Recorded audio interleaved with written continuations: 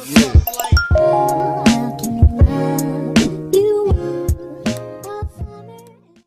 morning guys, this is Ronnie once again, and this is our second day here sa Japan. And today I wanted to make it differently sa mga usual Japan vlogs na nakikita nyo na nasa Tokyo lang, Shibuya, Shinjuku, nandun lang sa area, sa city. Right now gusto kong mag-visit ng beach dito sa Japan and see ano yung kaibahan niya sa beach natin sa Philippines, sa beach sa Malaysia, and then sa Thailand. Ang plano ko, based na nakita ko sa YouTube, sa Moraya Beach, accessible naman siya through train. So let's see. So nandito ulit tayo guys sa Kita-Koshigaya Station sa may Saitama area na to, not Tokyo. So again, ang ating way papunta sa Moraya Beach would be the train. Ang sasakyan natin is papuntang Nakameguro. Then magta-transfer train tayo after that.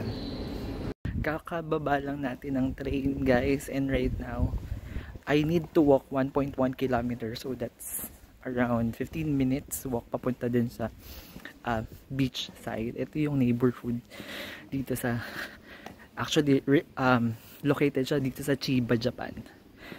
Medyo probinsya na tong area na to. Ayan, may mga kainan din. Ang tahimik ng neighborhood. Imagine, beach area na to. Kung sa Philippines, so napakadaming tao. And di naman natin may kakailat. Alam natin lahat na pag Japan usapan, malinis talaga. Kita nyo naman yan. It's a good thing din na nakikita natin yung other side ng Japan. Hindi yung laging touristy place like in Japan, Shinjuku area, Tokyo, Osaka, lagi kasing yun yung puntahin. Ito medyo madalang, and nakadaan na kanina yung train dun sa beach. Nakita ko na siya, hindi ganun kadaming tao, so we have me time dun guys. May tunnel pa palang dadaanan na ganito bago makapunta dun sa beach. Maliwanag naman, so hindi masyadong nakakatakot, pero isa nga lang yung dumaan, tapos may dalawa pang mag-asawa sa likod ko, ganyan.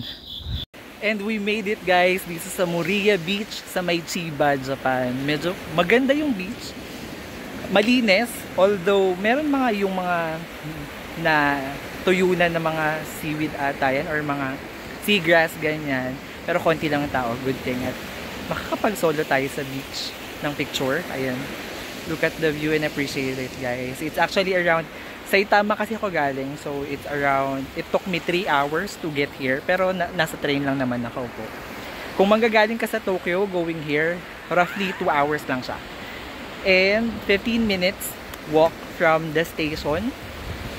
Yeah, let's enjoy the beach guys. So it's a different experience here sa Japan, kasi normally nakita natin yung bustling and hustling around the city ng Tokyo, Shinjuku, ayun yung mga area laging pinupuntahan. The Ichiran, the ramen, the takoyaki, ayan lagi. Pero right now, I wanted to experience differently. That's why I opted for a beach side trip.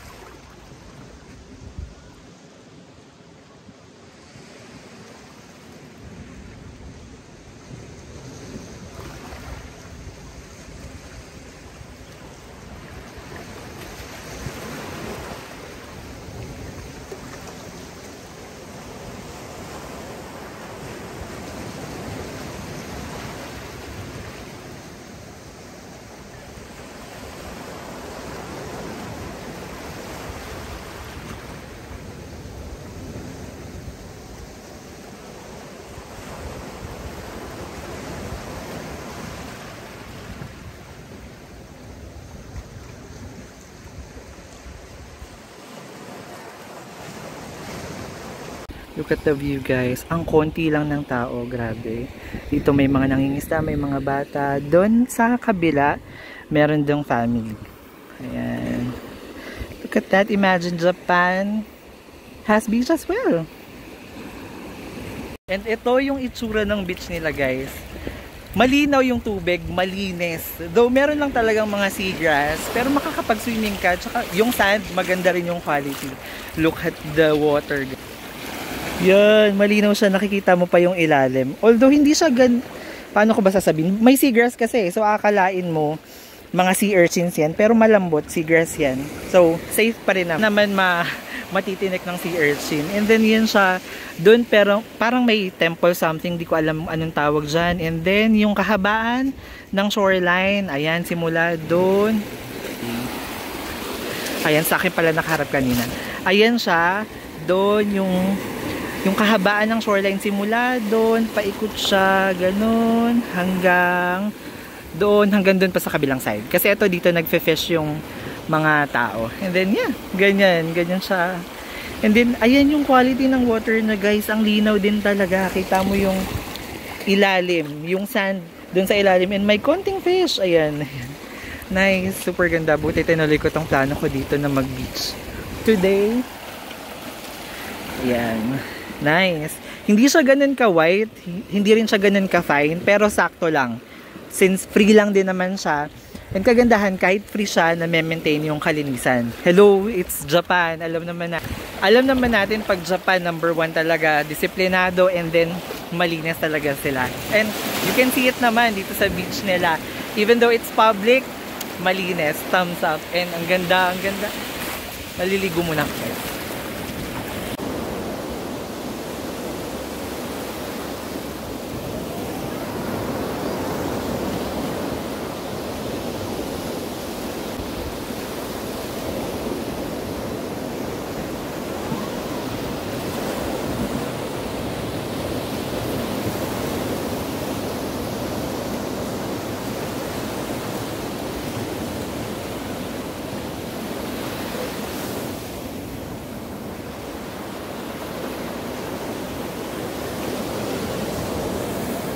Yeah.